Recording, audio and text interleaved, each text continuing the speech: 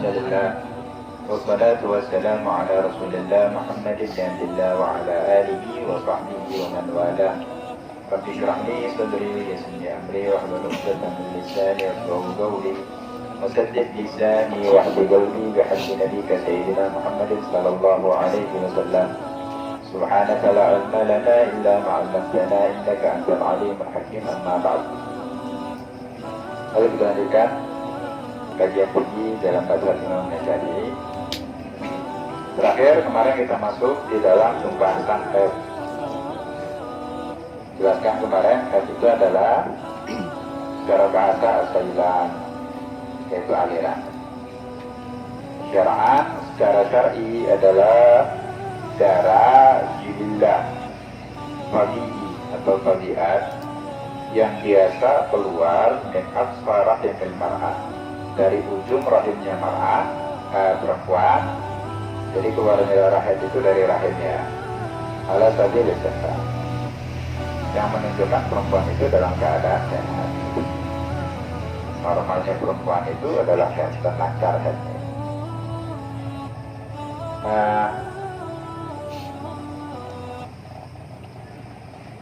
Dari ujung artinya dari pangkal ya, pangkal rahim, dari pangkal rahim.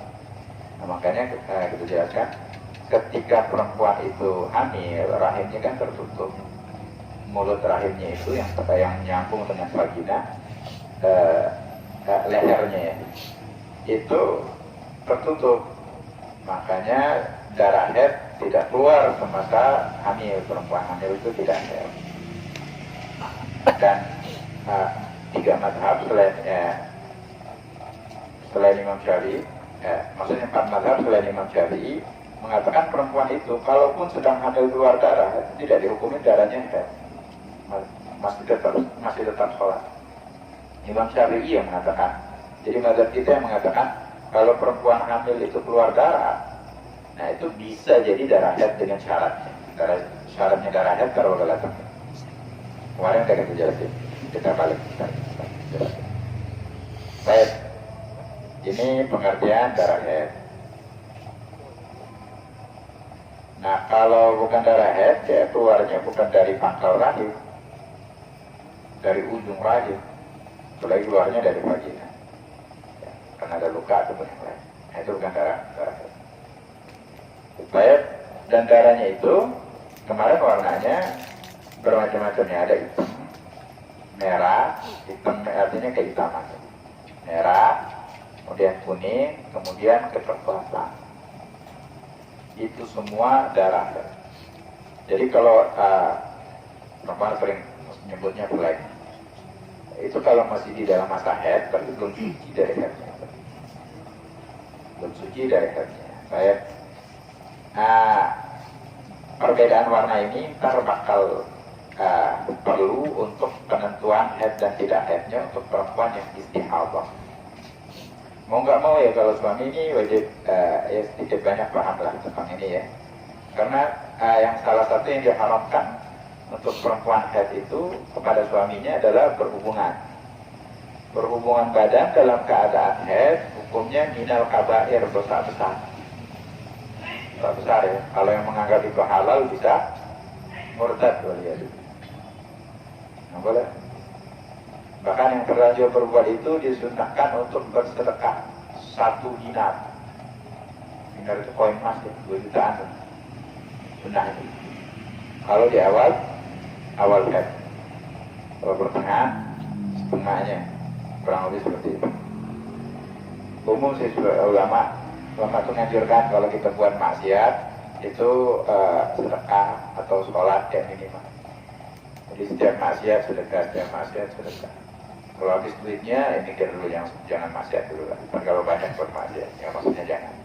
Artinya itu satu manhaj, cara untuk menanggulangi orang yang mabuk maksiat atau ketagihan maksiat. Ya. Jadi jarang begitu. Makanya disyariatkan sholat taubat. Maksiat apapun taubat, sholat taubat. Maksiat lagi sholat taubat, maksiat lagi sholat taubat. Kayak ini, kalau mau sholat, kalau mau sama maksiat dulu. Ya maksudnya berkesinambungan seterusnya gitu. Seperti gini ya, bulan Rajab dianjurkan memperbanyak istighfar. Bulan Syaban ini salawat kepada Nabi. Bulan Ramadan Quran. Bukan berarti istighfar, salawat, Quran di bulan-bulan itu aja. Diminta untuk ini hanya untuk memotivasi untuk lebih giat lagi. Jadi harapannya udah keluar bulan itu untuk tahun depan kalau banyak umur lebih banyak lagi salawatnya, istighfarnya sama baca Qurannya. Kan kalaupun dia cuma istighfar salawat sama baca Quran di bulan-bulan itu aja, dia lebih baik daripada nggak baca sama sekali gitu ya. Karena ada orang logikanya, kenapa istighfar di bulan Rajab? Bagus dia mau istighfar bulan Rajab, kalau nggak istighfar mereka mati dicampur malaikat mau bawa lebih. Ini nggak ada sedikit, daripada nggak ada sama sekali. Baik. Apa yang baca Yasin hari malam Jumat? Ada dahulunya itu beda. Bagus dia membaca Yasin hari malam Jumat. Oh, kalau kita ya udah nggak usah baca sama sekali.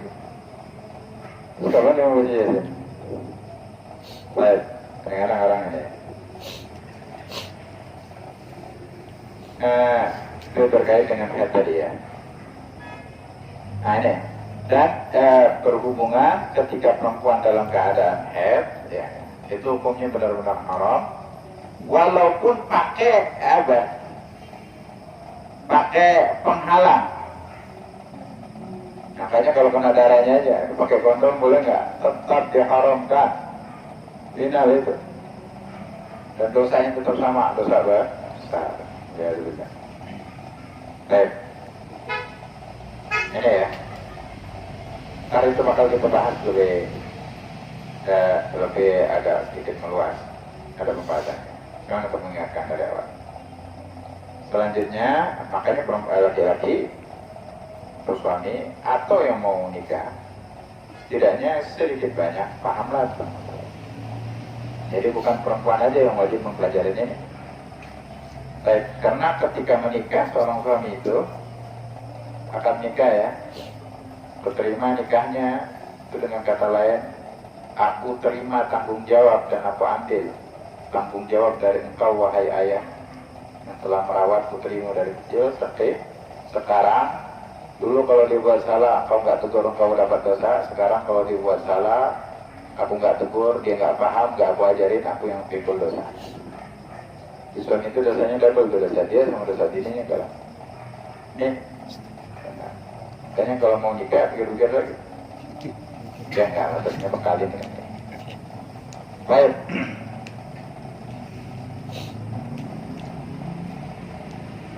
Selanjutnya kemarin kita jelasin paling singkatnya masa haid itu adalah sehari semalam. Seringnya itu seminggu atau 6 hari dalam 1 bulan. Kemudian masa suci perempuan dari haid itu paling minimal 15 hari. Ini kaidah-kaidahnya harus diambil ya.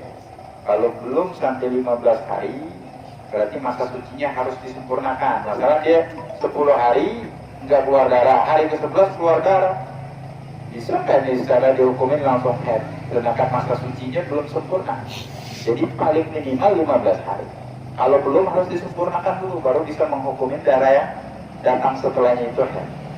Agak rumit memang pakai head ini ya. Apalagi yang belajar, yang ngajarin laki-laki, mau tambah rumit lagi. Karena tidak merasakan langsung. Baik.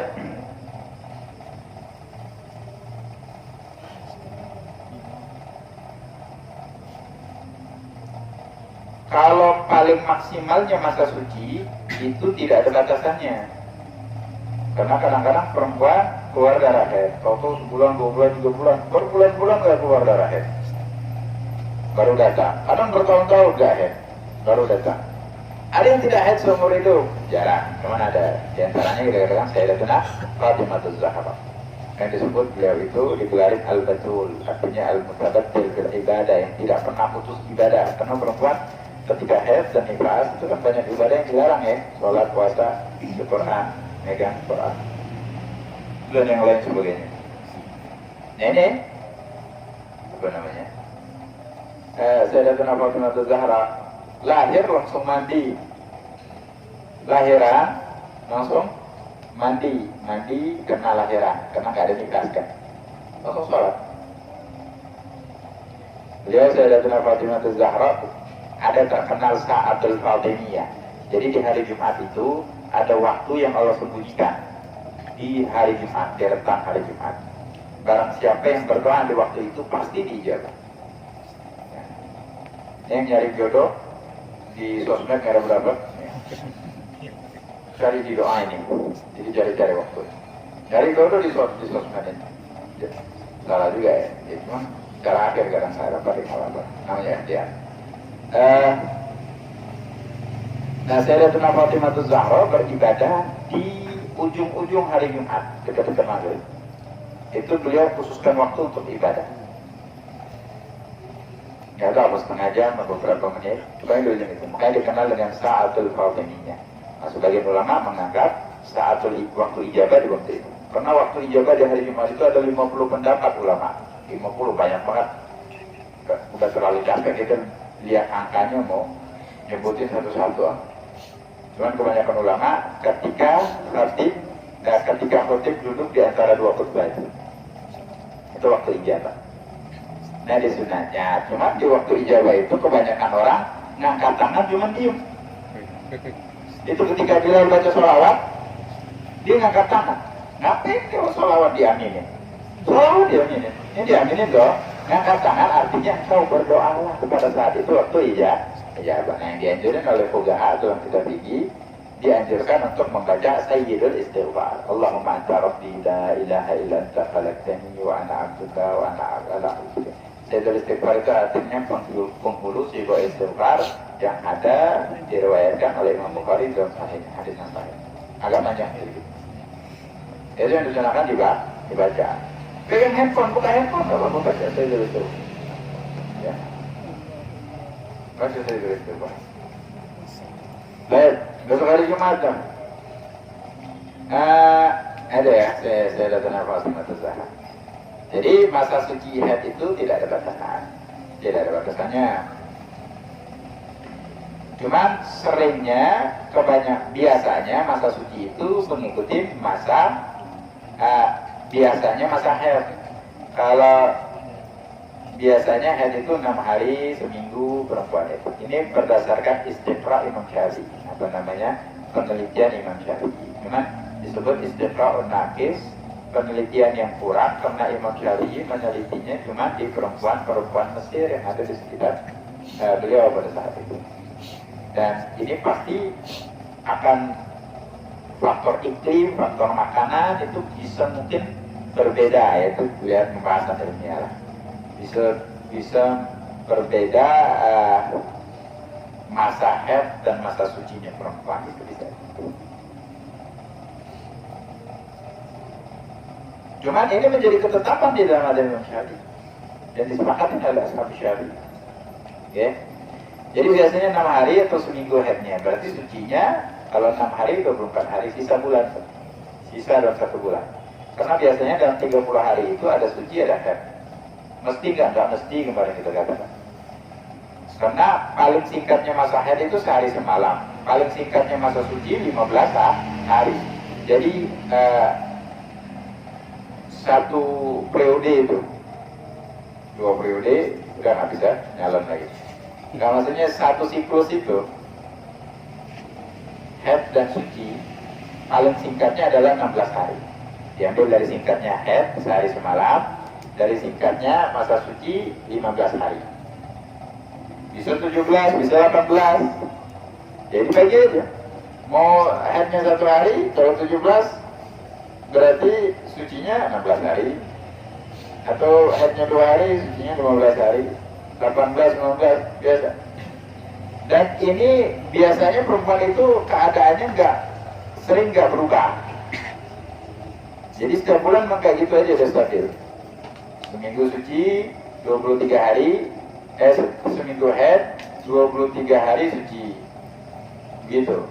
Nah terkadang berubah. Nah kalau berubah nggak ngikutin kebiasaannya dia, ngikutin yang berubah sekarang nih. Biasanya 7 hari udah dia mandi, ini 7 hari kok belum, darahnya belum stop, ya udah masih haid berarti. Ya.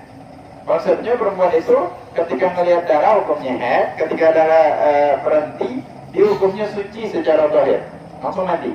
Datang lagi darah, udah stop lagi, nggak sholat lagi. Gitu seterusnya. Sampai melihat darah itu masih di 15 hari enggak? Kalau masih di 15 hari semua dihitung suci. Semua dihitung haid. Walaupun putus-putus. Karena maksimalnya haid 15 hari. Baik.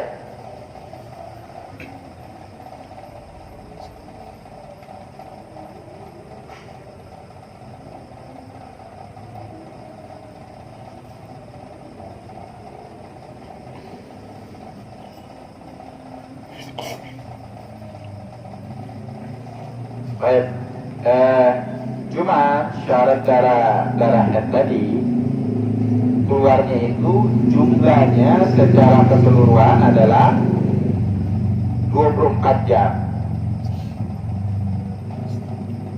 Baik haidnya sehari semalam, 2 hari 2 malam, ataupun seminggu atau 6 hari, minimal 24 jam jumlah darah secara keseluruhan. Ya nggak mungkin secara selama seminggu itu darahnya keluar terus, ya mati pastinya pendarahan. Cuma darahnya itu keluarkan menetes. Awal-awal keluar biasanya banyak. Habis itu netesnya netes sekali. Cuman menandakan dia itu suci tidak suci, kata ulama, perempuan bisa cek dengan memasukkan kapas ataupun apapun yang putih ke dalam vaginanya. Cek. Masih ada bercak merah nggak? Kalau masih ada bercak merah berarti masih ada darah di sana. Itu kan darah yang netes dari situ sumbernya. Kalau nggak lagi kering, berarti sudah suci, dia mati. Nah per hari, kalau sehari keluar darahnya cuma 2 jam, dia haidnya cuma seminggu. Habis itu nggak keluar lagi darah, berarti total 2 kali seminggu, 2 kali 7 itu cuma 14 jam. Ini dikategorikan tidak haid, alias darah istihadah atau damul fasad, alias dia masih wajib sholat di waktu-waktu itu. Jadi kalau dia tinggalkan selama seminggu dia wajib sholat. Cuman memang ketika melihat darah, perempuan wajib tinggalin sholat. Ketika berhenti wajib sholat. Begitu seterusnya. Begitu seperti ini secara konsep. Secara konsep ya.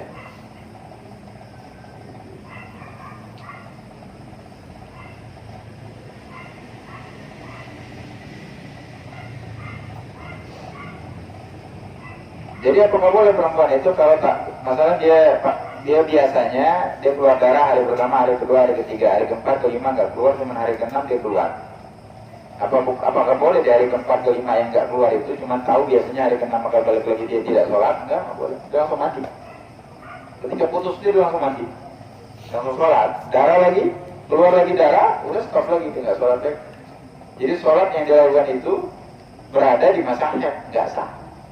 Haram nggak haram karena pada saat itu dia diwajibkan. Kayak kita katakan maksudnya kalau melihat darah stop, nggak boleh salat. Darah udah nggak ada lagi, nggak netes lagi, udah dicek nggak ada, wajib langsung mandi suci. Kemudian sholat. Nanti dicek yang hari-hari sebelumnya itu udah 24 jam nggak? Udah 24 jam lebih, udah berarti punya itu. Kurang, nah nunggu nih bakal keluar lagi nggak? Keluar lagi berarti hari-hari yang kemarin itu tidak haid. Dan wajib mengulangi setiap sholat yang dilakukan. Nah selanjutnya juga ini bisa dihukumin darah haid. Kalau dari haid sebelumnya itu, kan habis haid suci ya. Nah masa suci tadi minimal berapa? 15 hari. Kalau belum 15 hari keluar darah nggak bisa langsung spontan dihukumin darah haid. Ya bisa. Apa yang dia lakukan? Sholat pada waktu itu. Sholat ya. Kalau sudah lebih dari 15 hari. Pusing nggak? Pusing ya. Jadi kalau dia darah biasanya seminggu keluar darah dari tanggal 1 sampai tanggal 7 dari awal bulan. Oke. Harusnya paling minimal dia itu keluar paling cepat haidnya lagi keluar sampai 15, 7 tambah 15 berapa? 22. Tanggal 22 baru keluar darah lah. 23 berarti. Tanggal 23 baru keluar darah lah. Jadi kalau belum 23 tanggal 20, 21, 22 keluar darah, itu tidak bisa dihitungi darah. Baik. Cuma begini, tadi kan 1 sampai 7. Kalau keluarnya itu di atas tanggal 15, baru itu tidak haid. Cuma kalau di bawah di bawah tanggal 15, itu masih memungkinkan, paling maksimalnya waktu haid 15 hari ya. Jadi biasanya 7. Udah dia mandi. Baru mandi, baru sholat, keluar lagi darah, stop lagi. Stop. Kalau sampai 15 hari, ya, darah itu keluar, stop, berarti yang dulunya dia cuma seminggu, masa haidnya dia itu, sekarang berubah jadi 2 minggu. Oke? Nah, stop tanggal 15 saudara. Nah, paling minimal bulan depan dia baru bisa dihukumi darah haid lagi. Nah, ini adanya berubah berarti. Kebiasaannya bakal berubah. Kebiasaannya bakal berubah. Tahu nggak? Perempuan lagi nggak gambar. Baik. Setidaknya tahulah kerumitan ini. Jadi pahamilah kerumitan perempuan dengan kerumitan masa haidnya ini ngerti.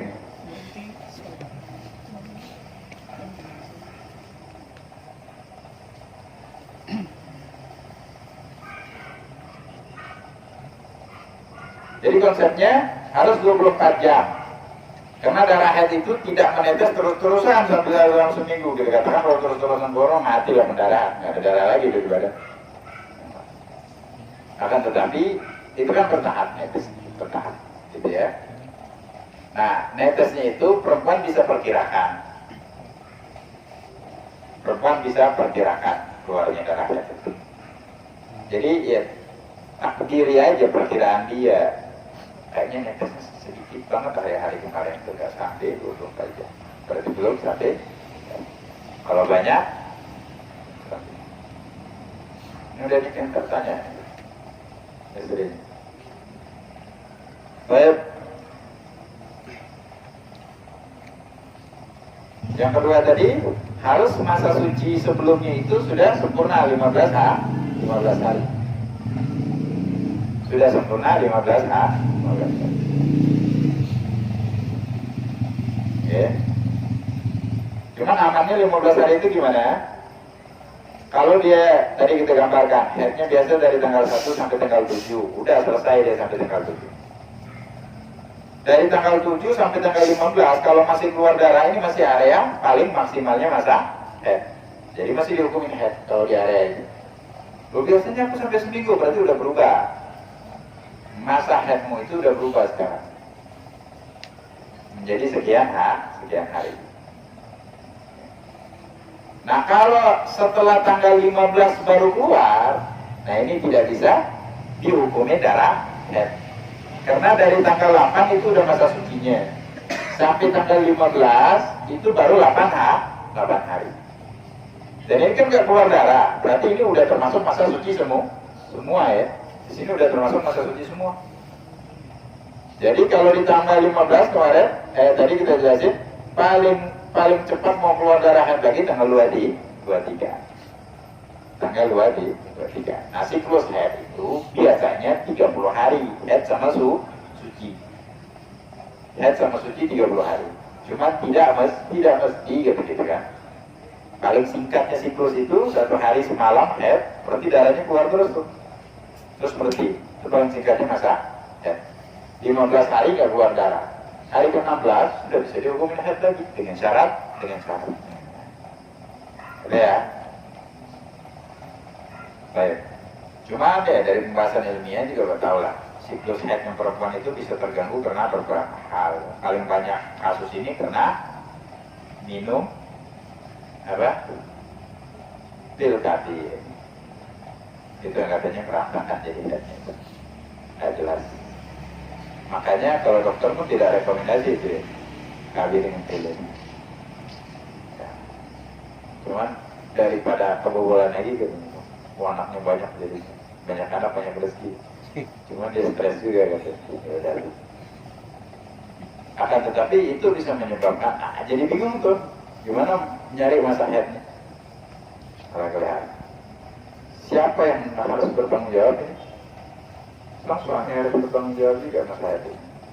Jadi harus tahu kapan istrinya sholat, kapan tidak sholat. Kapan tidak sholat. Jadi ada perempuan itu 1 bulan keluar darah terus. Bagaimana sucinya nggak haid? Kalau haid semua nggak ada, haid itu paling banyak 15 hari. Berarti waktu keluar darah itu ada waktu dia sholat, ada waktu dia tidak sholat. Itu yang disebut istihadah. Istihadah. Rumit pembahasan. Kita pusing, perempuan nggak mau ada pusing kan? Ala boleh. Itu harus dibahas.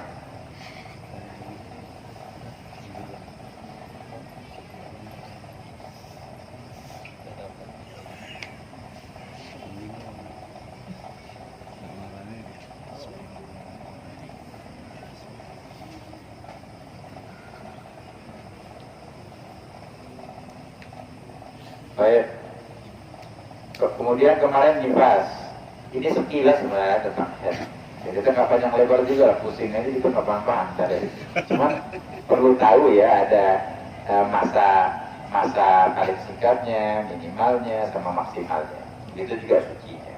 Sekarang masuk ke nifas. Kemarin agak dijelasin, cuman nggak apa-apa diulangnya. Nifas itu paling singkatnya adalah majjatun, 1 tetes. 1 tetes yang keluar di rentang 15 hari dari keluarnya anak keseluruhan. Nah, darah nifas itu juga pengertiannya adalah darah yang keluar keseluruhan anak. Keluar anaknya sama hari-harinya keluar semua, sudah digunting, baru keluar darah, baru namanya darah nifas. Kalau yang berbarengan dengan anak bukan darah nifas, bukan darah nifas itu. Jadi kalau anak udah keluar semua, nggak keluar darah sampai 15 hari, hari ke-16 baru keluar, berarti ini perempuan nggak ada nifas sama sekali. Hari ke-16 langsung mulai dihukumin. Berarti kalau dia nggak ada nifas sama sekali, 15 hari dia nggak sholat. Kalau nggak sholat, haram. Kita katakan sama nifas sama haid. Ketika lahiran, nggak keluar darah, langsung mandi. Kan kemarin hal-hal yang menyebabkan mandi itu ada 6, salah satunya melahirkan, cuma nggak keluar darah nifas, mandi dia. Kalau melahirkan langsung keluar darah nifas, ya enggak lah, sekalian aja, mandinya 1 aja. Suci dari nifas, 1 aja. Yang mandi untuk melahirkan itu ngapain dalam keadaan nifas? Mandinya juga nggak sah. Mandinya juga. Contohnya perempuan junub dalam keadaan haid. Gimana? Wajib nggak mandi junub? Percuma aja orang dalam keadaan haid. Loh, emang perempuan bisa junub dalam keadaan haid? Junub itu kalau keluar mani. Perempuan bisa keluar mani nggak? Ya sama. Kalau keluar mani, memang nggak tahu apa bisa di zaman haid itu keluar mani. Allah alam. So, kalau cuma kalau tergambar, junub cuma dalam keadaan haid wajib mandi nggak? Nggak wajib mandi dia. Kapan mandinya? Setelah selesai haid. Pilih mau keadaan junub. Sama, yang digambarkan itu begini. Perempuan setelah berhubungan dengan suaminya belum sempat mandi, datang haidnya. Itu kan junub dalam keadaan haid. Atau haid dalam keadaan junub. Dia mandi junub hukumnya haram, nggak boleh. Nggak boleh mandi. Maksudnya mandi dengan niat mengangkat hadas besar, nggak bisa. Mandi kan nggak mandi biasa, so nggak mandi selama haid, wah gila. Nah, juga. Baik. Ini ya. Ini mungkin banyak yang kurang paham nih. Jadi kalau oke nifas. Nifas itu tadi ya, paling singkatnya 1 tetes. Biasanya 40 hari. Maksimalnya 60 hari. Kalau 40 hari ini masyhur, orang semua tahu gitu. Perempuan itu 40 hari. Cuma lebih dari 40 hari, banyak yang nggak tahu juga. Bahwasanya itu masih darah nifas, maksimalnya itu kan 60 hari. Baik. Nah kalau berhenti di tengah-tengah, 10 hari. Dari awal melahirkan, keluar darah sampai 10 hari. Stop di 10 hari ke-10. Apa yang dilakukan? Sama tadi ya, kalau stop darahnya wajib mandi suci. Sholat. Sholat terus sholat. Sambil dipantau. Kalau sudah 15 hari dia sholat, nggak keluar darah juga hari ke-16, berarti dia sudah memang benar-benar nifasnya itu cuma 10 hari. Jadi nggak mesti cuma setetes 40 atau 60, nggak mesti kayak gitu. Sama kayak haid. Kan sehari semalam singkatnya, biasanya 5, 6 atau 7. maksimalnya 15 hari. Bukan harus di angka-angka itu aja, enggak. Bisa 3 hari, bisa 4 hari, 2 hari setengah, 3 hari seperempat, bisa. Bisa itu tergantung keluarnya darah. Baik.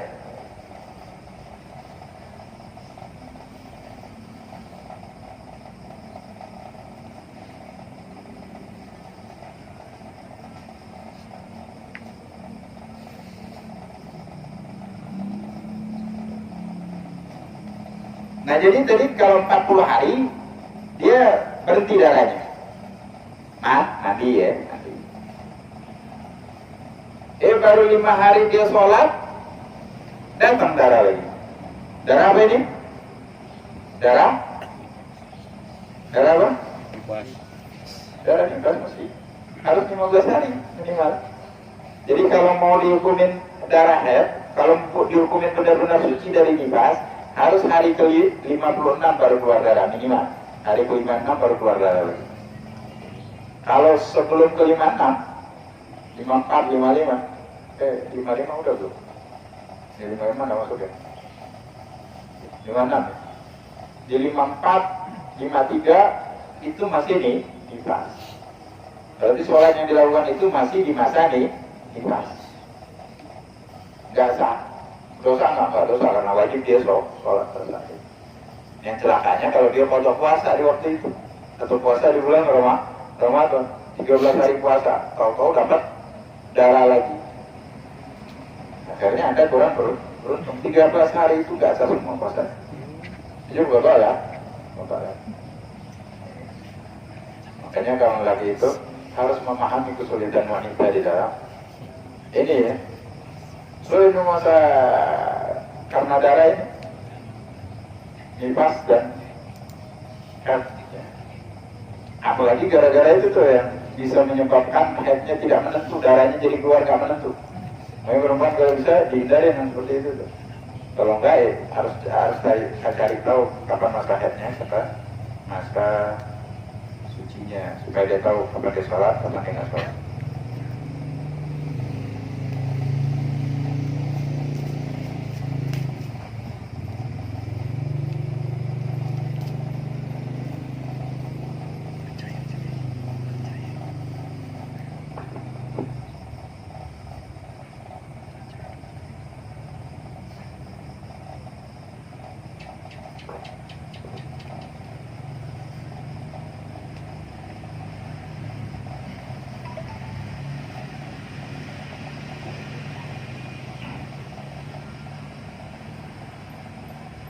Nah kalau setelah 60 hari, jadi dari awal melahirkan sampai 60 hari darahnya terus keluar.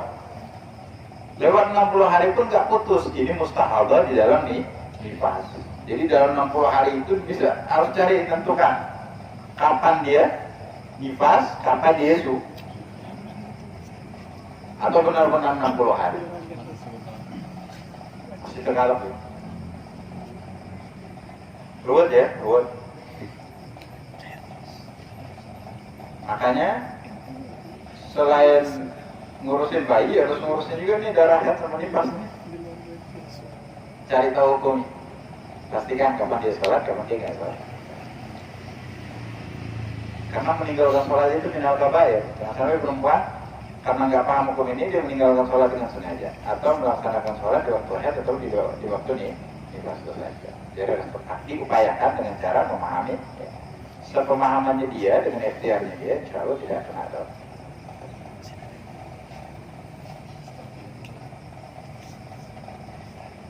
Kalau perempuan nggak paham, dia nanya ke siapa? Wajib nanya kepada suaminya. Suaminya nggak paham, wajib nanya ke Ustaz. Ustaz yang paham. Ustaz suaminya nggak mau nanyain, perempuan boleh pergi keluar rumah walaupun dilarang sama suaminya untuk tanya masalah ini.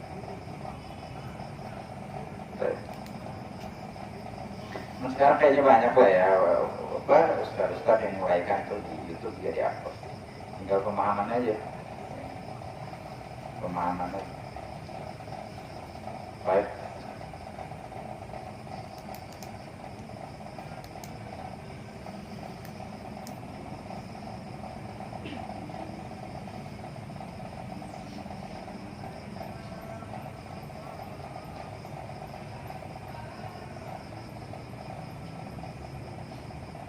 Sampai situ kemarin, sampai nifas.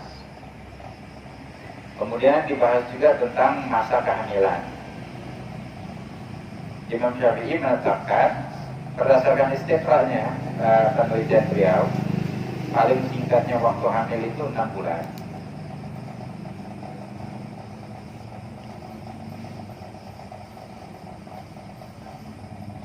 Diambil juga dari ayat Quran, wa hamluhu wa fisaluhu 30 syahran. Masa hamilnya dan masa anak itu tidak nyusu lagi 30 bulan. Jadi kan ASI itu bagusnya secara maksimal yaitu 2 tahun. 2 tahun kan 24 bulan. Jadi masa hamilnya 30 dikurangi 24 minimal 6 bu. Makanya secara hukum seseorang apabila dia masalah berzina, habis berzina memutuskan untuk menikah. Perempuan itu berzina, habis berzina terus dia memutuskan untuk menikah. Nggak tahu hamil bukan hamil ya. Menikah. Baik menikah dengan orang yang berzina sama dia atau sama orang lain. Nah kalau habis menikah dia langsung berhubungan badan. Habis menikah berhubungan badan. Nah dihitung dari masa berhubungan badan kalau dia hamil sampai kelahirannya. Ada nggak 6 bulan atau lebih? Kalau 6 bulan atau lebih maka hukum anaknya adalah anak nikah, bukan anak nikah. Jadi ukurannya diambil dari kapan? Dari berhubungan setelah pernikahan. Jadi kalau nikah nggak berhubungan atau hamil ya pasti ini hamil bukan? Zina ya. Cuman setelah menikah dia berhubungan. Nah dihitung 6 bulan ke depan. Kalau 6 bulan, cuman kalau nikah resepsi perutnya udah besar ya udah itu biasa mah nggak lama lagi. Ini nikah baru 4 bulan lahir, bayinya prematur belum kecil, enggak apa bobotnya pas ini. Ini dibuat sebelum waktu pencoblosan, ilegal. Bayinya itu bukan anaknya, bukan disebut anak haram kan ya. Itu ada kalimat yang disembunyikan, anak dari perbuatan haram orang tua. Kalau anaknya suci, nggak ada salah apa-apa sama anak. Kalau dia disalahin memang tentu anak tak bisa. Siapa yang mau dilahirkan dalam keadaan seperti itu? Baik.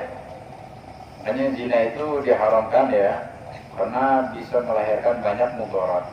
Mudarat yang paling besar apa? Pembunuhan bayi. Makhluk yang paling makhluk yang suci, yang nggak ada dosa, ya harus dibunuh. Jadi nggak tahu kenapa dia harus dibunuh. Karena ada dari perbuatan sih.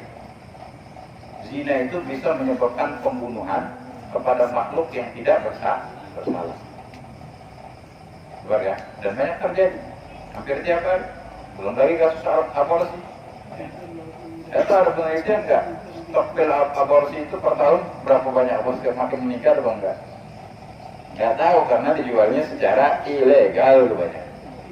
Ya, 6 bulan. Kalau biasanya 9 bulan. Biasa hamil itu 9 bulan.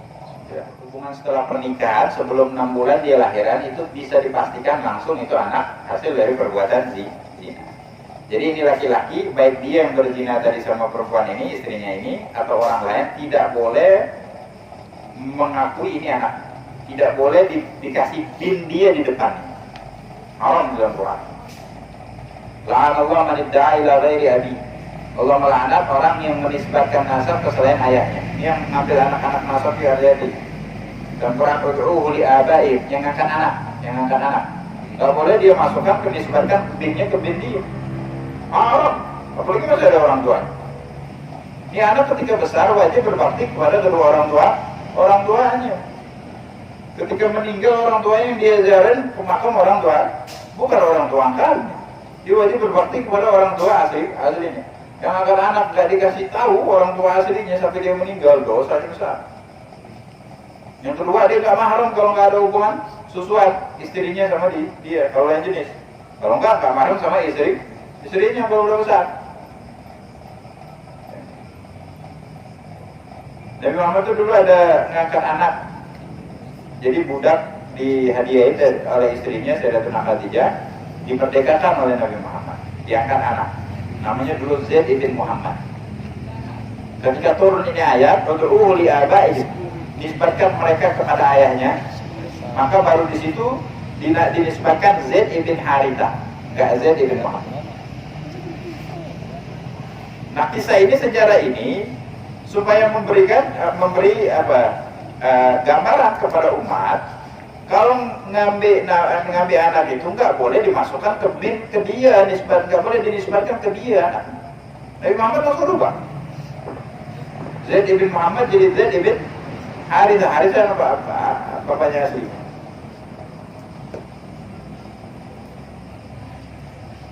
Dua lagi poin lagi, ini banyak kekeliruan terjadi. Jadi nasabnya itu kacau tuh anak. Apalagi kalau anak laki-laki. Yang kedua tadi, dia harusnya berbakti kepada orang tua aslinya, ini nggak berbakti. Nggak tahu kan dia orang tua asli. Yang ketiga, sholatnya batal terus wudunya bisa jadi gara-gara persentuhan dengan dia satu orang tua aslinya padahal orang tua angkat, dan nggak ada hubungan susuan. Kalau ada hubungan susuan atau hubungan mahram karena itu keponakannya. Jadi harus, yang pertama di depan nama dia itu harus dikasih nama ayahnya. Dari sekecil, kalau ayahnya udah meninggal, ibunya ajak ziarah ke makam orang tuanya dari kecil, kasih tahu. Ini orang tua kamu, ini orang tua kamu juga. Jadi kalau orang lain punya bapak dua, punya ibu satu, punya ayah satu, kamu dua Allah kasih. Syukur ya. Semakin besar semakin dikasih tahu. Ya. Harus begitu tuh. Bagus ngangkat anak yatim sebagai anak, cuman aturannya juga harus dijalankan, nggak boleh menghilangkan nasabnya itu. Orang hukumnya. Ini poinnya. Kemudian tadi yang zina. Nah, yang anak zina tadi kalau dia perempuan, itu dia nggak punya wali, walinya wali hakim. Wali hakim. Cuma kalau anak kan ayah nasabnya masih hidup, dia yang nikahin.